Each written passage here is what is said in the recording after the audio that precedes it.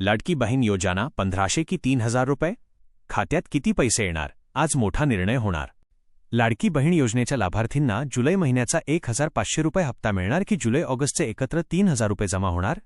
आज होणाऱ्या महाराष्ट्र मंत्रिमंडळ बैठकीत याबाबत महत्त्वाचा निर्णय होण्याची शक्यता आहे.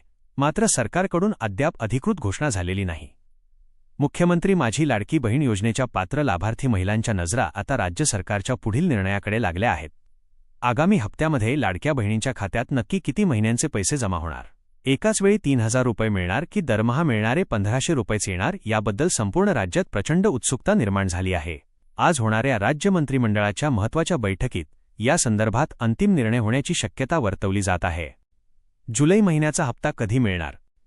या योजनेअंतर्गत पात्र महिलांना जून महिन्याचा हप्ता 15 जुलैच्या सुमारास खात्यात जमा करण्यात आला होता. त्यामुळे जुलै महिन्याचा हप्ता देखील 15 ऑगस्टपर्यंत महिलांच्या बँक खात्यात जमा होईल अशी अपेक्षा व्यक्त केली जात आहे.